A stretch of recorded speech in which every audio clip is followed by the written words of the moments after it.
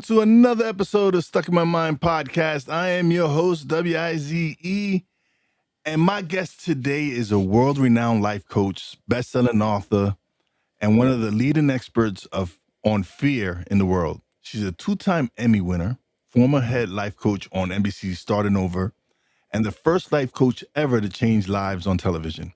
For nearly 3 decades, she has helped people face fear, heal trauma, and reclaim their power. And today we're going deep into that, what fear really is, and how to finally break free from it. Welcome to Stuck in My Mind podcast, Rhonda Britten. I am so happy to be here. Oh, I love Stuck in My Mind. Like that is where everybody is.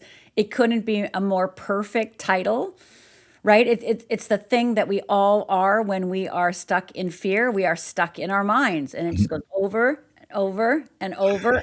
And we think we're doing something productive, right? We think we're like thinking it through and figuring things out and, deciding. And, we think we're being so productive. Or we know we've gone over the productive line and we know we're ruminating, right, and overthinking. But in the beginning, we think we're doing a good job. We think that thinking is good. yeah. Not saying that thinking is bad, but when you are operating from fear, thinking is always going to get you into trouble. So you said fear stopped everything, right? But your own story begins with an unimaginable trauma. Can you tell us about how losing your parents shaped the way you saw the world and yourself? Oh, of course, I'd be happy. I'd be happy to.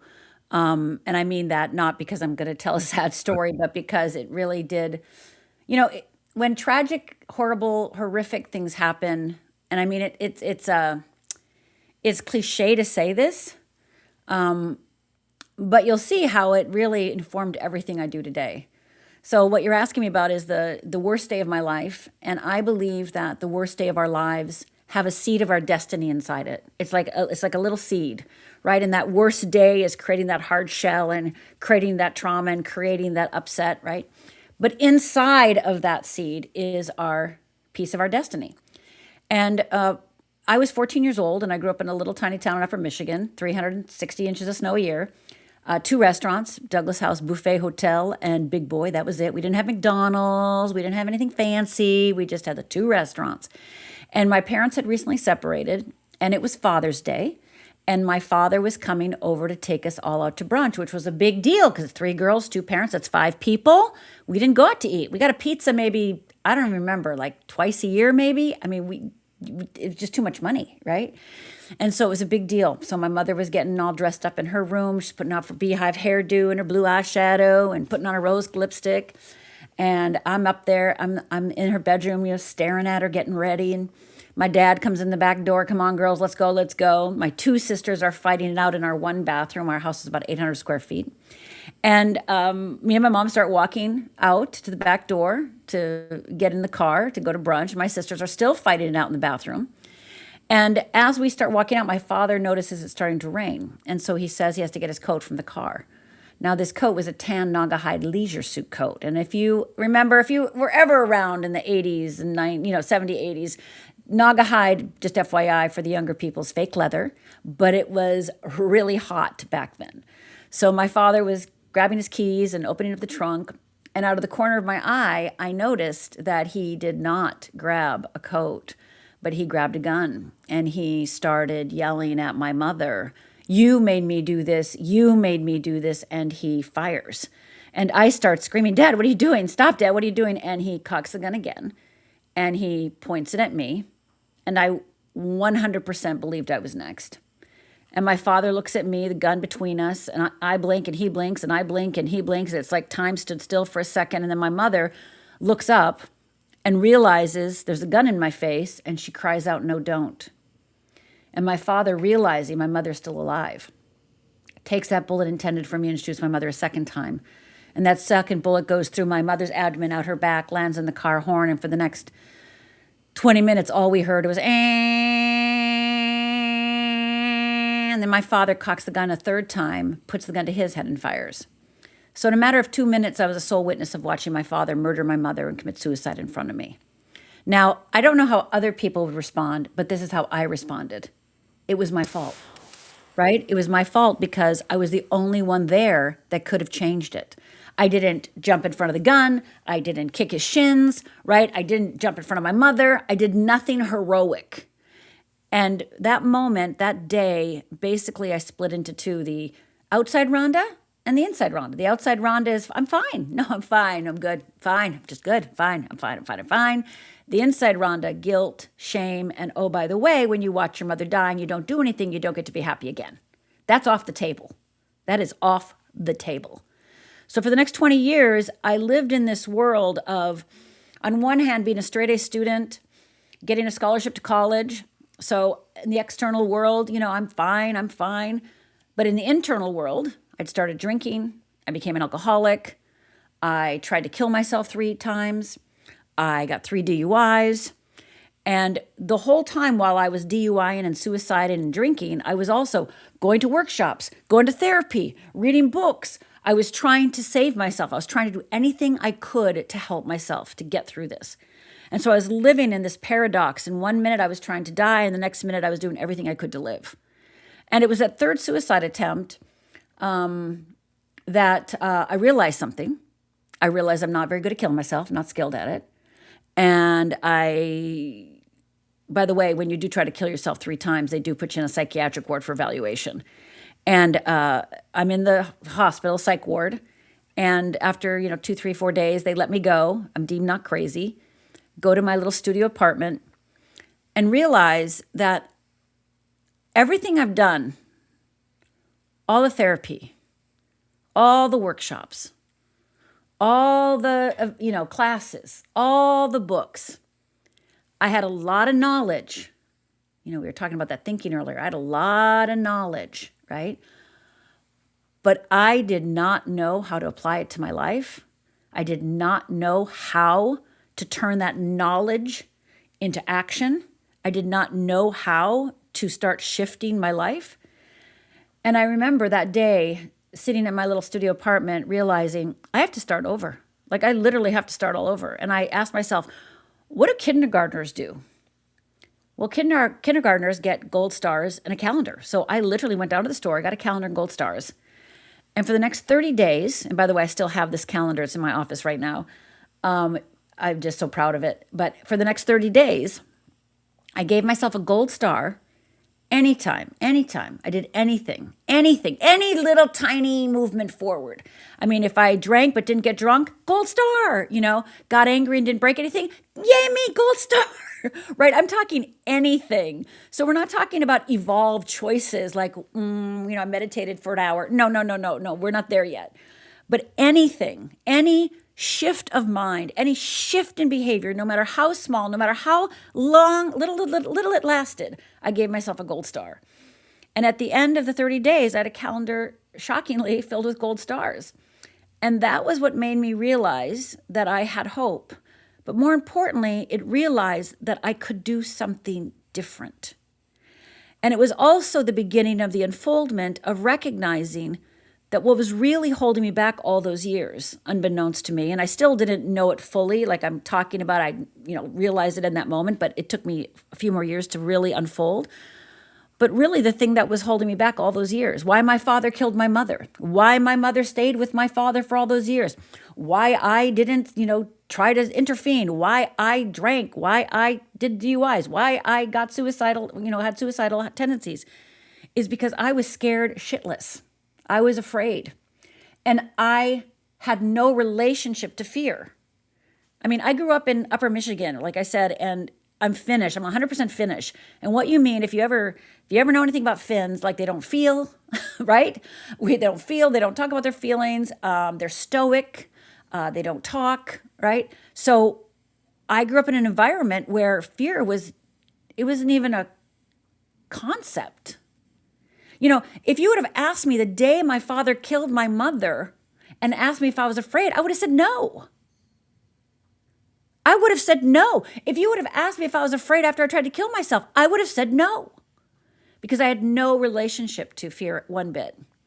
And it was only my willingness to actually become humble enough and become transparent enough and to be vulnerable enough to admit all these years why my father killed my mother, why my mother died, why I'm where I am, is because I did not know how to deal with fear. Couldn't identify it, I couldn't see it, and I definitely couldn't move through it. Yeah. And it's amazing to me, right? Because I know when my wife passed away in Mm. 2008 in a car accident, and Mm. I beat myself up a lot because Yeah. I'm like, maybe had I driven her to where she was supposed to go Yeah. and not stood home, that she would still be here. Yeah. And for many years I struggled with it. Then it was like I lost my mom, and there was just one tragedy after another. I reconnected with my dad, only to lose him. Mm. Buried two brothers, uncle, Mm. and Mm. I got lost. I Yeah. got lost in my mind, in my head, and was really was angry Mm-hmm. because I didn't. I was like, am I such a bad person that God is punishing me? Yeah. And that's how I felt for many years. And Yeah. it took me. And the thing I'm blessed, right? Because before my wife passed, she had introduced me to the world of self development. She got me Mm. into reading books and developing myself. And when I was going through my struggles, I still had those, like you said, you had all this Yeah. knowledge in your brain and you're Yeah. not applying it to your life, right? Yeah. And then when that point in my life comes and you hear that voice in my head just telling me this isn't your path. This isn't Yeah. what you're supposed to be doing. That's Like right. you're not headed down the right path. Like we need to get you back to where you're supposed to go. And that was a lot of it was the teachings and the learnings I had learned from the books that she had introduced to me to. Mm. And so that got me back on my path of self discovery and learning and wanting to improve and seeking the help that, like you said, I went to therapy, sought help, and just started changing my life around. Mm-hmm. And when I got out of that mentality that I was angry and bitter and everything, and just started realizing that life happens. Like Yeah. these things happen. I can either give up Yeah. or I can sh- do what I'm doing now and continue to live and turn my life around and make something of it. Yeah. And that's what I've done. I've been able to. I'm remarried. I have a beautiful wife Yeah. that's very supportive. That's sees so much in me Mm. and pushes me to be better. And so I'm blessed in that regard. And then all the amazing relationships I've been able to build since I've launched the podcast and I've launched this platform too. And it's giving me an outlet to, yes, to express myself and share my story, because there are people out there that have gone through similar stuff and don't Mhm. know that there's other people that have overcome these griefs and Yeah. their lives around, and it's possible. So being able to do this and share these stories and have guests like yourself come on and share your story, to me, it's been a blessing, and I've just grown so much Yeah. since I've started. Yeah. It sounds like your wife is that you and your wife had a pact, right? I always like to think of that. I don't know if you think of it that way, but I think of me and my mom and dad up in heaven. And we're not mom, dad, and daughter. We're three angels hanging out, right? And we go, "What do you want to do next lifetime?" And we're like, "I don't know. What do you want to do next lifetime?" And we're like brainstorming and talking about it. And my dad looks at me and goes, "Hey, what about if you help people master fear?" And I'm like, "Me? Help people master fear? Me? Me?" He goes, "Yeah, but something bad's going to have to happen to you." And we're like, "Yeah, something bad's going to have to happen to me." He goes, "Okay, okay, I'll be the bad guy this time. I'll be the bad guy this time. And how about this? I'll be the dad. Hey, about you be the mom and you be the daughter, and I'll kill your mom and I'll kill myself, and then you'll figure it out and you'll help people master fear." And we're all like in heaven going, "Yay! Yay! Right? This is gonna be awesome, right?" And we just don't know I'm gonna have to go through 20 years of, crawling through glass and forgetting this contract that we had. But I love how you talk about your wife, because it reminds me of my contract, because, she fed you so well before she passed. She fed you so well, and you were able to live off that, right? You were able to live off her generosity and her wisdom and her kindness. And that fed you and that allowed you. I mean, she literally gave you the things that you needed to sustain yourself afterwards. I mean, that's pretty miraculous. It's pretty miraculous. Pretty miraculous that you can see it and that you're living it. And I'm so grateful and so glad that you are, happily married and have this beautiful life and a beautiful wife. And it just is a testament to exactly what you're saying, is that people can not only survive their most tragic moments in life, but they can, to use a cliche, to thrive. They really can become fearless. There really is such a thing as resilience. And I know when I was suicidal, it didn't feel that way. It didn't feel that way. When I'm drinking, it didn't feel that way. It didn't feel that way at all.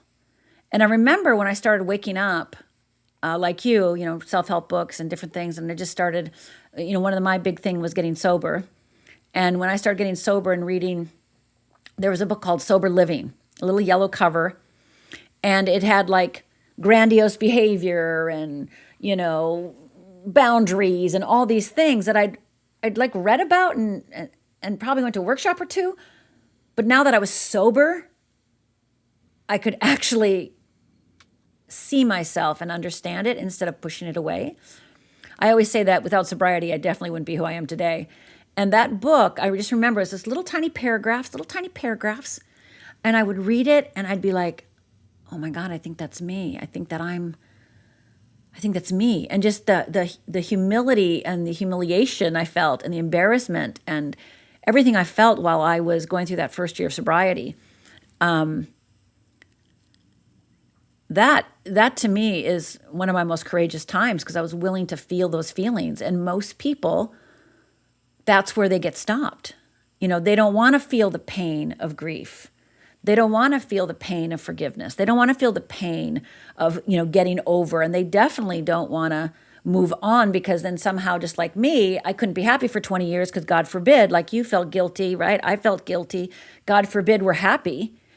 And, it takes great courage to be happy after a tragedy or 2 or 3 or 5. Yeah. Oh no. Yeah. It's. I thank her because yes, I went through that like that dark path. Yes, but it was the teachings and the reading and all this stuff that kind of just like this is Yeah. not what you're supposed to be doing. You know. It's in your cells already. It's too late. It's in your cells. Yeah, like you know what you're supposed to be doing. This Yeah. isn't it's just like Yeah. and like you alcohol became like my escape. Like that was for me was just a bottle of tequila would just help me like escape at Sure. those moments. So I definitely know how how it could have been like for me just dealing with emotion, like just dealing with the emotions and how it took me a while to really be able to express like just everything. It just all just even admitting now that I felt guilty because I didn't drive her. And Mm-hmm. like, a lot of people don't know that because it was something I wasn't at that time willing to share. Sure. And I just felt this moment was something like I Yeah. felt guilty at that time. Yeah. Yeah. And I love that because every time we admit something, we heal. Mhm. Everything that we transcend our shame, every minute that we say, I'm going to speak even though I feel shame or I feel embarrassed or I feel, worried what people think or whatever it is that you're thinking or worried about. And you speak anyway. It is from that place of vulnerability like you just did is so heroic. And that is what heals our soul. That's what heals trauma. That's what heals us. Anytime you have a secret, that shame, burrows itself into our being. And every time we're about to unleash and, be our true self, that secret kind of has wedged somewhere inside of us and says, well, they might find out your secret if you, start doing A, B, and C. I mean, when I moved, so we lived in the house. Shockingly, most people are like, what? We lived in that house still. I walked by where my mother died and my father died every day for 2 years. And then we finally moved away, me and my 2 sisters. And you know, going away, I thought, oh my God, nobody knows me and nobody knows my story. I can be somebody new. I mean, I thought this was like the greatest thing ever, right? And the old saying goes, the only one, you bring you with you wherever you go, right? Yeah. And but for a while, I mean, I never told anybody when I moved away from where it happened. I never told anybody that what happened ever, because God forbid you find that out, because then I'm from one of those families, right? What kind of family are you from? I mean, what the hell, how the hell were you raised, Hmm. right? If your father has capable of murdering your mom and himself. So it was just this whole, like, I had to keep that a secret, because if anybody found out, it would be devastating. I was for sure ostracized. And then, of course, that created this impenetrable wall that I put up, right? So I couldn't get the love I was so desperate for, right? Unless I was drunk, right? Or drinking, right? I couldn't, and that wasn't love, right? But I couldn't reach out and ask for help because, again, they would find out my secret. If I got vulnerable, they were going to find my secret out. So I had to put this wall up, for 20 years, with drinking and DUI and, like I said, and suicide. And it was whole thing like, oh, I'm having this great win over here. Like I said, oh, I got a scholarship for college. And then I would quit college, right? Like it was never, I could never sustain it because there's so much guilt and shame for being alive. And how dare you? So it really was the willingness, just like you said so beautifully just a minute ago, it's the willingness to just tell the truth of your experience to somebody who you trust, of course, right? To somebody who you trust, somebody who will listen without any judgment, will send you lots of love and hug you physically or hug you, right there with you. And I think that's one of our jobs, me and you, it's one of our jobs is giving people the freedom to feel whatever they need to feel and know that we made it, I made it, you made it, and we were willing to feel all our feelings and we didn't die, even though at times I thought I would, and I'm sure at times you thought you would. And there were times that I was really pissed off that I had to feel these feelings. I was really pissed off that I had these, I didn't want to feel these feelings, and I was pissed that I had to feel them. But the willingness to feel them and decide who I was going to be, that was a big one. You know how they say that in all the self-help books? You get to choose. I never understood that really. And I probably was sober maybe, I don't know, 3, 4, 5 years when I finally got like, oh, I get to decide who I want to be. That was mind-blowing. Hmm. That people can decide who they want to be, because I always was who I was. That was just who I was, that's who I was. And I really didn't understand the whole concept of you can decide who you want to be. And then when I started understanding, it was like, oh, I see. With every choice I make, I'm deciding who I'm going to be. Okay. And then making some of those choices in the beginning was really scary. Yeah. Even though they were positive and powerful, I still felt scared and guilty and all those feelings. And I was like, well, you get to decide who you're going to be, Rhonda. Yeah. Oh, yeah. Absolutely. Even before launching the podcast, I was, I made up excuses. That's why I stuck in my mind as born, because I was in my head for so long making up excuses like, oh, who's gonna want to listen to you? No, you're not a celebrity. You're no one.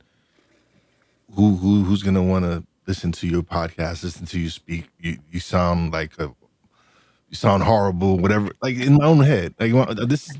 this is me talking to Yeah. myself. Like self Yeah, talk sure. can be devastating, right? Yeah. And so it was finally the day when I just went, you know what? Let me stop this. Let me stop this fear, and just press record, and that's it. It once I press record and recorded, and Yeah. because I had recorded and deleted so many times Mm, in the past, and mm, when I finally just you said, you know what? Screw it. yeah. Record. That became the first, and then when I released it, it was like, okay, this big weight was lifted. Now I just started. It was once a month, and then I started 2 times a month, and then I just started getting more consistent with it, Yeah. and then that's when the this was born. Like this has been now going on 6 years now. Wow, wow. Yeah, so it's been wonderful. Like being able to build something from scratch and to Mm-hmm. see it grow to where it's at now, and to see the progress that I'm making even now, right? From where I first started to even to this episode, the evolution of Mm-hmm. my skills on behind the mic and everything else, it's just growth. It's just you can see the Yeah. growth in it. And but it came from me facing that fear Yeah. and just diving into it. Like, you know what? Let's do this. Like I didn't know what a RSS feed, didn't know Yeah. anything. I didn't have a clue. Yeah. Yeah. But I was like, you know what? Let's just do it. Like I'm failing by not doing it already. Yep. Let's just just kick the fear in the face and just go. I mean, if you're gonna fail, might as well fail doing it, right? Absolutely. Absolutely.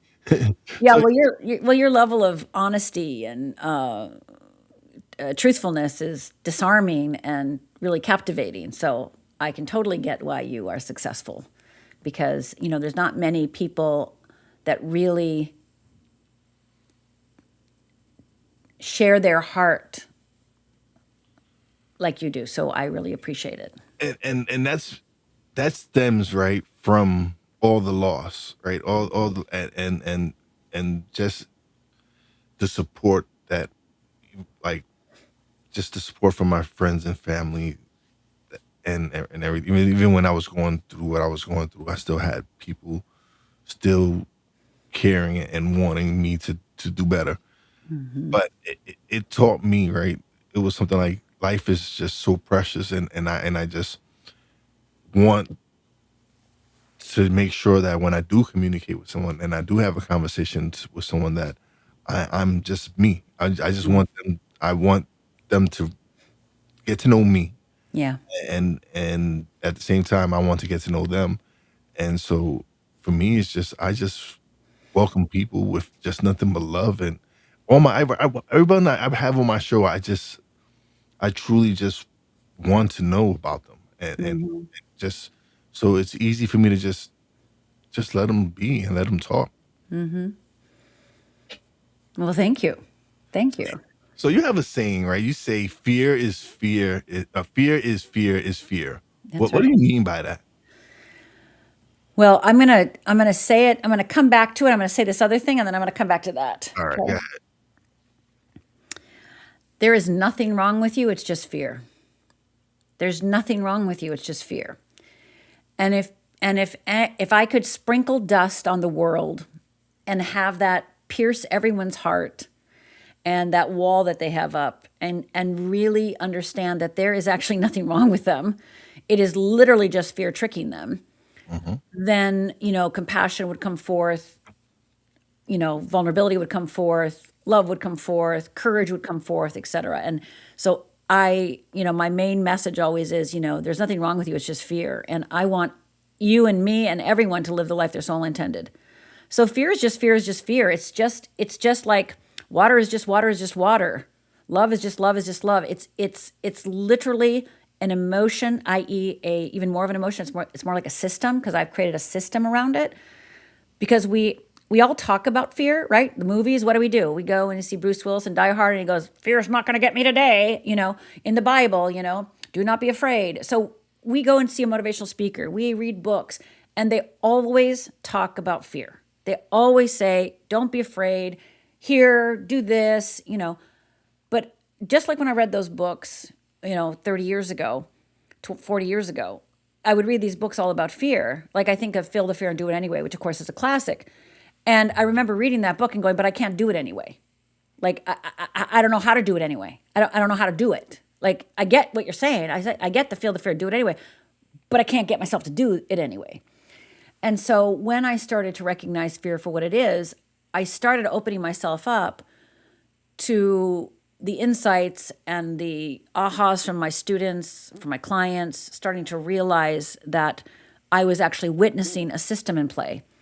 And so with every client, it became more and more concrete. And so I created something called the Wheel of Fear and the Wheel of Freedom. And so the Wheel of Fear, our fear is just a mechanism. And it is literally wired within us. Like it's part of our neurobiology. We are literally wired for fear. And we are wired to be afraid, i.e., to keep us safe. So fear is one of the instruments that our body and brain and heart use in order to keep us safe. Now, safe, the problem is safe is small, small, not our true self. It is compromising ourselves, but we're safe, right? So fear, the Wheel of Fear, is a 4-part mechanism where you have something called the core trigger. And that core trigger is the thing that drives your fear. It is the thing that drives you. And you are unconscious of it. I've only met like one person in my 30 years that actually figured theirs out without support.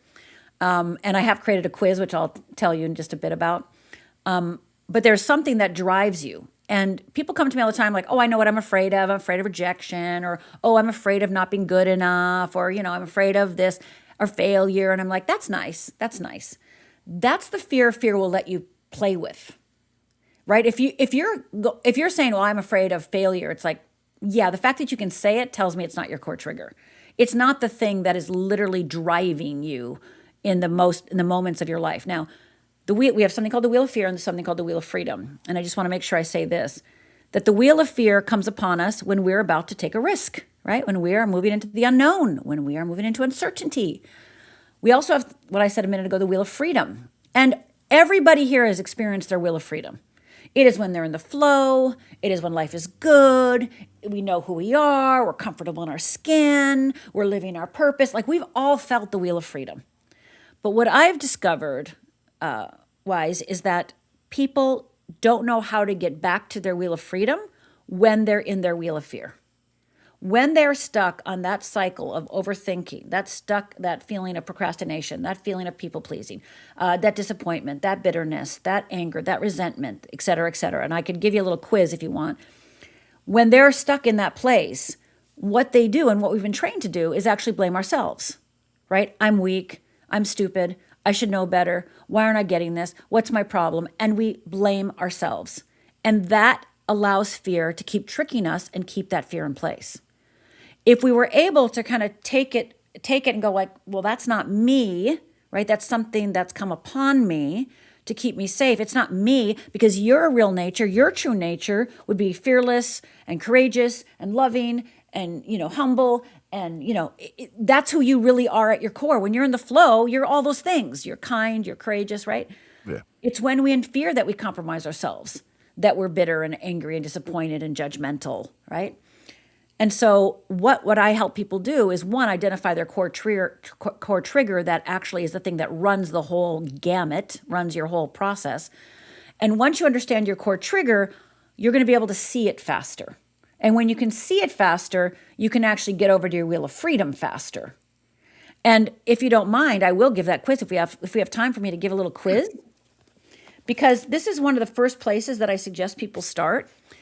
Because people know already what they think is wrong with them, right? Oh, I'm a people pleaser. Oh, I procrastinate. Oh, I eat too much. Oh, I just lazy. Oh, I just never, right? Or I'm stubborn, right? We all talk about what's wrong, what we think is wrong with us. And so what I'm about to do is give you a quiz to help you identify those things that you know very well. And these are what I call fear responses, okay? So if you're who's ever listening to us, watching us right now, go ahead and shut your eyes. And I want you to nod your head if you do any of these things or feel any of these things. And be honest, audience members out there. So, do you ever deny yourself? Do you ever pretend everything's okay when it's not?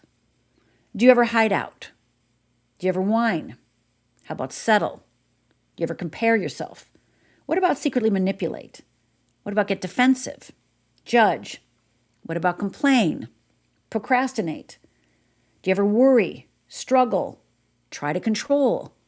Ever find yourself blaming, waiting and calling it patience? What about deflecting? How about do you ever feel bitter, powerless? Do you ever feel dissatisfied, resentful, entitled?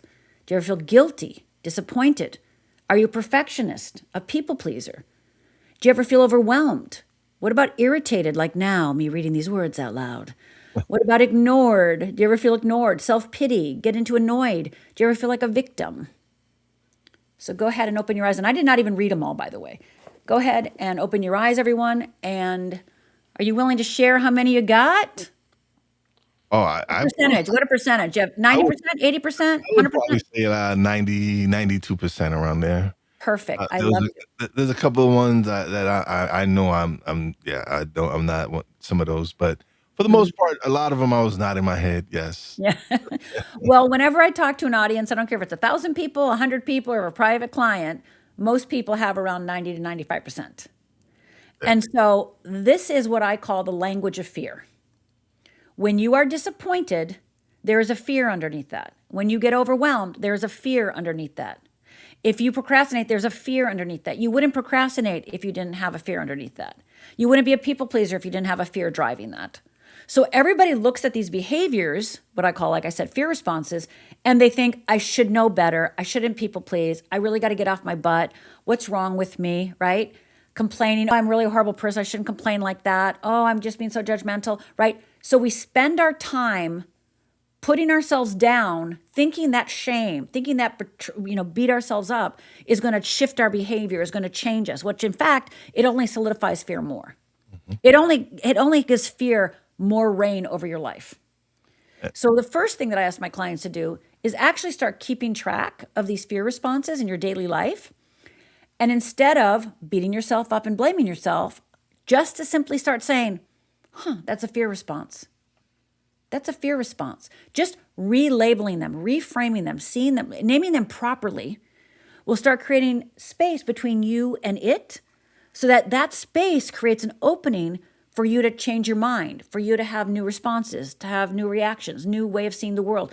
It will open your eyes to ways of being and seeing that were unavailable to you. So the first thing to do is just start paying attention to whenever you are beating yourself up and stopping and going, well, if I'm beating myself up, that means I'm in a fear response, right? Because beating ourselves up is the number one way fear keeps us down. Number one way. And we do it to ourselves all day long. And we think we're being brave or we think we're being honest. I can't tell you how many clients have come to me and said, well, if I don't beat myself up, how am I going to change? It's like, really, has that been effective for you? I know you think that, but really, has that helped you out? I mean, all those years of beating yourself up, did that make you like win the lottery or, get the job you wanted or, feel like even if you went and did the marathon, did you feel great about it? Beating yourself up will always tarnish whatever win you have. Will always tarnish whatever win you have. So anytime you find yourself beating yourself up, stop and say, okay, wait a minute. If I'm beating myself up, I'm in a fear response. Okay, I'm on my wheel of fear. Stop right now. Stop right now. Reframe it. Say, I'm in a fear response. And then go to my quiz, fearlessliving.org/quiz, QUIZ, fearlessliving.org/quiz, QUIZ, and go and find out what your core trigger is.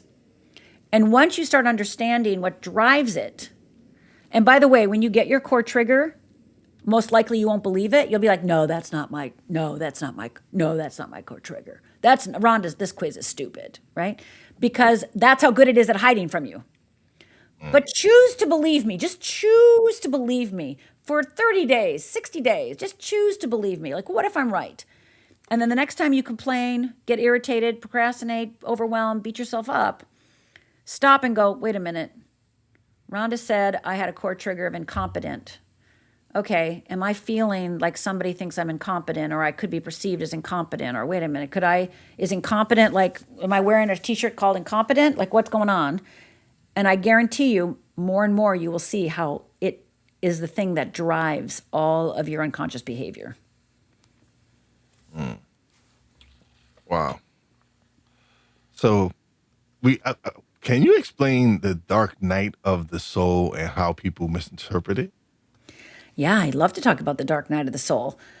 Because I've probably had like 3 in my life, and I just had one about 15 years ago. And it was at the height of my career, because that's always the way God works. Is I'm at the height of my career. just won my Emmy, and then I'm in my dark night. And a dark night is when it feels like the world has pulled the rug out from under you. That whatever you believed or who you thought you were or what you thought mattered feels completely no longer true. And you feel like you are, in a white room and there is nothing to hang on to. And you look in the mirror and you don't know who you are. And most people during a dark night are not only emotionally exhausted, but they are physically exhausted too. So doing that deep emotional work, that being willing, for me, for the dark night, like when I went through the dark night this last time, I mean, I knew it was happening. The first 2 times I went through one, I didn't know it was happening. This time I knew it was happening. And what I know to be true is when you're going through a dark night, when everything seems lost, when you have no idea who you are anymore, and you just felt really good about yourself a year ago or 2 months ago or something, and now it's like you said, the rug pulled out from under you. What I know to be true is that this is your journey to reach the next level of evolution and of your soul's unfolding. And there are things that most of us cannot strip away and cannot let go of without that dark night. So when the dark night hit, like I said, I knew it was happening and I was like, bring it on, bring it on, right? Now, mind you, when I said bring it on, doesn't mean I was full of energy. I actually packed up my car because I was feeling very vulnerable and I didn't feel like I was safe to be alone, to be honest. I was like, my suicide thing came up again. It was like, kill yourself. And I'm like, I'm not going to kill myself. Thank you. I'm not that vulnerable anymore. I'm not going to get tricked by that anymore, right? But I also knew that I had to take care of myself. So I put everything in storage and I put things in the car. And for the next basically 3 years, I stayed at people's homes. I stayed at hotels when I spoke or taught. And I didn't, I wasn't alone per se, right? For a long period of time. And I just needed that comfort. I needed that compassion. I needed that companionship. And if you would have known me before that, that was definitely not me. Like, I stayed at your house 2 nights maybe, and I was out, right? And I definitely didn't need you. So the dark night, I always say, what the dark night gave me overarchingly, besides lots of things, is if you came to my house and knocked on my door before the dark night, and you knocked at my door, I would open and go, do we have an appointment? What are you doing here? Right? Like I'm busy, right? Now, if you knocked on my door and I opened the door and saw you, I'd be like, oh my God, so good to see you. Please come in. What can I get you?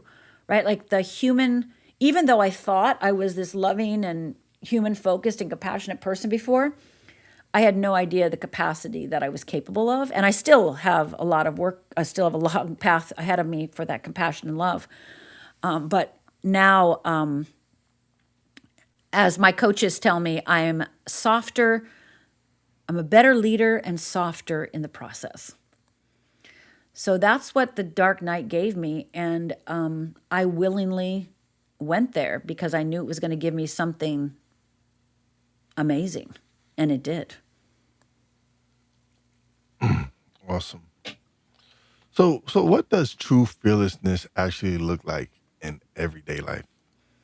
You today, as you're sharing about your guilt, that is true fearlessness. You already exhibited it today.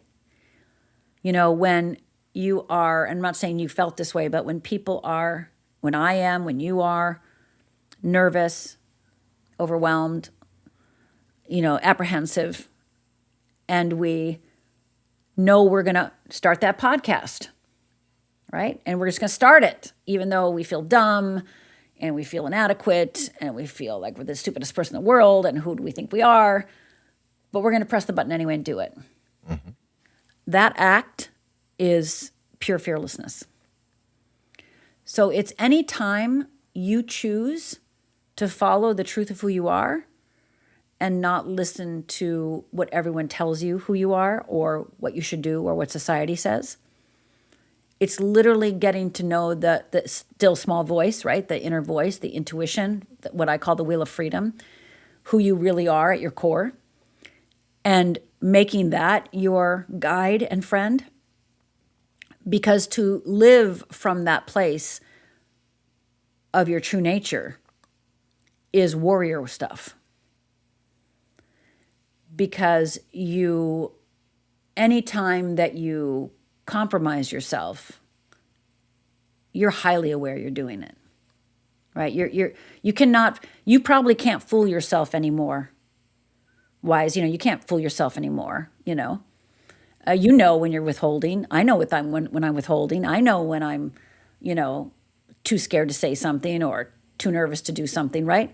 Yeah. I'm not saying there's not times to be to have privacy and not share everything. I'm not saying that that's not true as well.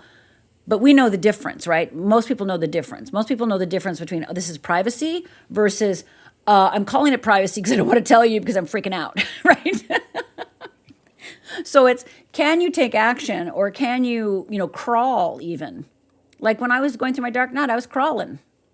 I was literally crawling, and I felt like I needed people, and I had to ask for help all the time. And, I was I was teaching a workshop at Kripalu, which is up in northern New York. And it's the largest yoga center in North America. And I taught there for 12 years, twice a year. And I was teaching a workshop. And I was in like my 4th month of my dark night. And I taught for 3 days. And then I stayed to attend a meditation workshop. And, but this is when I was having that suicidal voice.